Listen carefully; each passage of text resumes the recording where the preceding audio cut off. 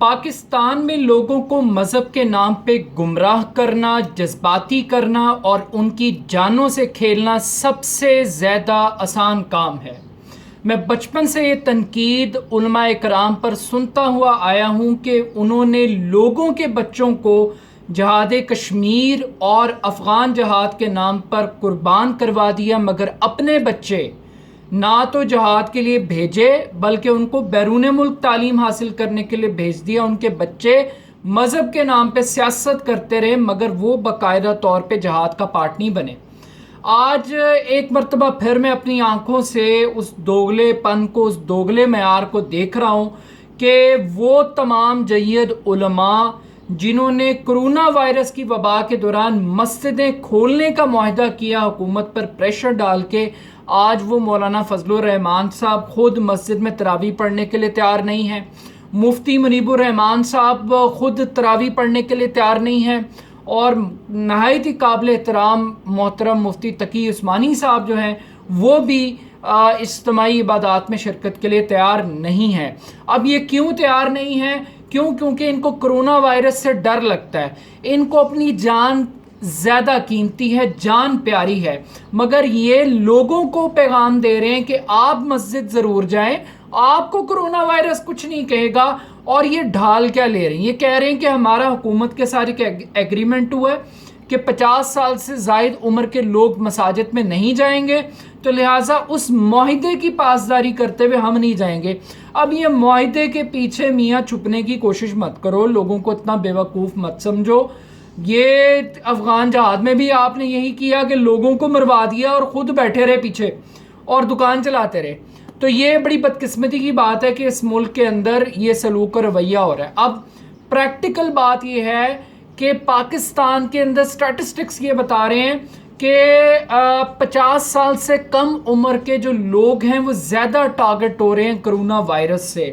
تو یہ مت بھی غلط ہے کہ اس معاہدے کے تحت لوگوں کو گمراہ کیا جا رہا ہے۔ اب کہا جا رہا ہے 6 فٹ کا فاصلہ، اور بھائی گلیوں اور محلوں میں جہاں 4 5 مرلے کی مسجدیں ہیں، جہاں تھکلی ڈینسلی پاپولیٹڈ ایریاز ہیں، جہاں پہ صفیں سڑکوں پہ بنتی ہیں، وہاں کیسے آپ 6 فٹ کی جگہ پیدا کریں گے؟ تو یہ پریکٹیکلی پاسبل نہیں ہے۔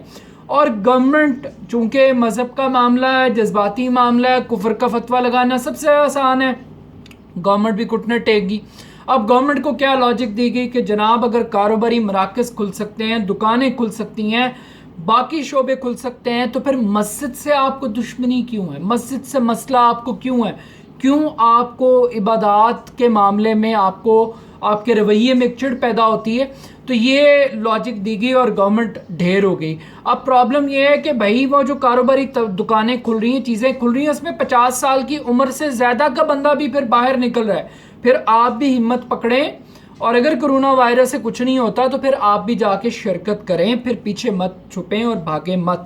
اب اس کے ساتھ ساتھ رمضان کا مہینہ ہے، تمام امت مسلمہ کو اور تمام پاکستانی کمیونٹی کو، مسلمانوں کو میں بہت بہت مبارکباد دیتا ہوں رمضان المبارک کی، اور یہی دعا ہے کہ اللہ تعالیٰ اس بابرکت مہینے کو، ہماری عبادات کو قبول فرمائے۔ اور یہ بندے اور رب کا معاملہ ہے کہ مسجد کے اندر دعا قبول ہوگی یا گھر کے جائے نماز پہ قبول ہوگی، اور نیت سب سے زیادہ امپورٹنٹ چیز ہے کہ آپ کس نیت سے دعا کرتے ہیں۔ تو یہ رمضان اس عالمی وبا کی نقطہ نظر سے خیر و عافیت کا باعث بنے اور سب کے لیے بہتری کی اور مغفرت کا سامان اس رمضان کے اندر ہم پیدا کریں۔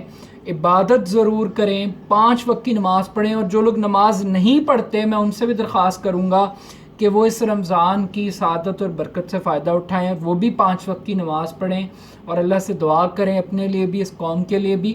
اور لیکن انفرادی اجتماعی سے بہتر ہے کہ آج آپ انفرادی دعا کریں، عبادت کریں، اور اس قسم کے جو ہمارے جید علماء جن کا اپنی زندگی کے لیے معیار کچھ اور ہے، اپنی جان مقدس ہے، اور باقی سب جو کیڑے مکوڑے ہیں جن کو وہ کہہ رہے ہیں کہ ان دیکھے دشمن سے ٹکرا جاؤ، تو آئی تھنک کہ ہمیں ان کی تقلید کی بجائے اپنے رب کو منانے پہ فوکس کرنا چاہیے، اور اس کا ذکر اور رب العالمین کی جو کبریائی ہے اس کو ہمیں بیان کرنا چاہیے. تو رمضان المبارک کی بہت بہت مبارکباد، لیکن اس یقین کے ساتھ کہ آپ مذہب کے نام پر گمراہ نہیں ہوں گے، جذباتی نہیں ہوں گے اور اپنی جان کو خطرے میں نہیں ڈالیں گے.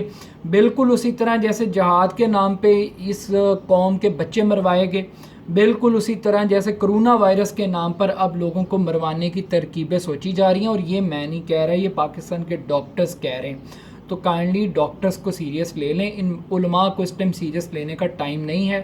عبادت آپ کا اور آپ کے رب کا معاملہ ہے، اس میں کسی تیسری قوت کو انوالو مت کیجیے اور اللہ کے حضور دعا کیجیے سب کے لیے بہتری کا سامان پیدا ہو. آپ کو رمضان مبارک کی بہت بہت مبارکباد.